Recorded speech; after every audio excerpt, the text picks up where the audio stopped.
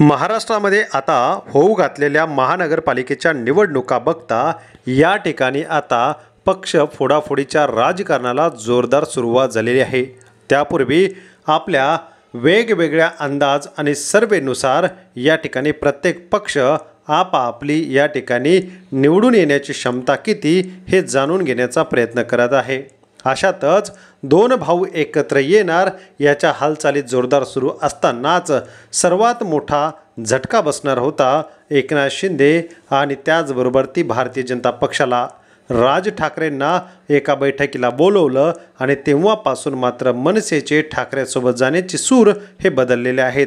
दोन्ही भावांनी एकत्र यावं ही संपूर्ण महाराष्ट्रातील जनतेला असं वाटत आहे। जर ही पक्ष आज एकत्र आले नाही तर यांच्या दोन्ही पक्षांचं यापुढे भाजप असाच फायदा घेऊन सत्ता मिळवत राहणार आहे। मनसेला विधानसभेला कामाला लावून एकही जागा निवडून येऊ दिली नाही आणि लोकसभेला मनसेचा फायदा घेतलेला आहे। भाजपच्या अनेक नेत्यांच्या प्रचारसभा राज ठाकरेंनी केलेल्या आहे, तर विधानसभेला स्वतःचे मुलाला सुद्धा भाजपमुळेच पराभवाला सामना करावा लागलेला आहे। अशातच आता दोन भाऊ मुंबईमध्ये एकत्र यावे ही मुंबईकरांची इच्छा आहे।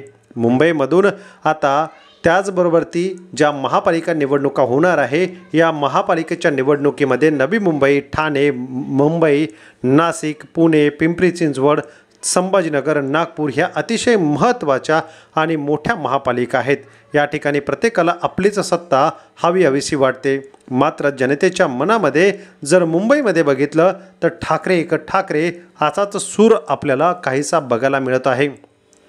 मनसे आणि भाजप यांनी एकत्र यावं, शिंदे गटाने एकत्र यावं यापूर्वी जनतेचा जो एक सर्वे आला आहे त्यानुसार अतिशय महत्त्वाची माहिती, भाजपला 35% लोकांनी पसंती, शिंदेला यांना 28%, मनसे 25%, तर आजही सर्वाधिक ठाकरे यांच्या शिवसेनेला उद्धव बाळासाहेब ठाकरेंच्या सेनेला 46%ची पसंती दाखवलेली आहे। जर हेच गणित अजून वाढवायचं असेल तर दोन्ही ठाकरे बंधूंना एकत्र येणं अतिशय महत्त्वाचं ठरणार आहे। जर दोन्ही भाऊ जर मुंबईमध्ये एकत्र आले तर मराठी मताचा या दोन्ही भावांना फायदा होईल आणि यांच्या पक्षाला या ठिकाणी वाढ होताना मिळत आहे। जर शिंदे आणि भाजप एकत्र आले तर 41%ची पसंती आणि मनसे ठाकरे एकत्र आले तर 59% लोकांची या ठिकाणी मुंबईमधून पसंती आपल्याला बघायला मिळत आहे। या सर्वेमुळे आता दोन्ही भावांनी निर्णय घ्यायचा आहे। प्रकाश महाजन यांनी तर थेट म्हटलंय जर ठाकरे एकत्र आले नाही तर मराठी माणूस त्यांना माफ करणार आहे। आपल्याला काय वाटतं कमेंट करा।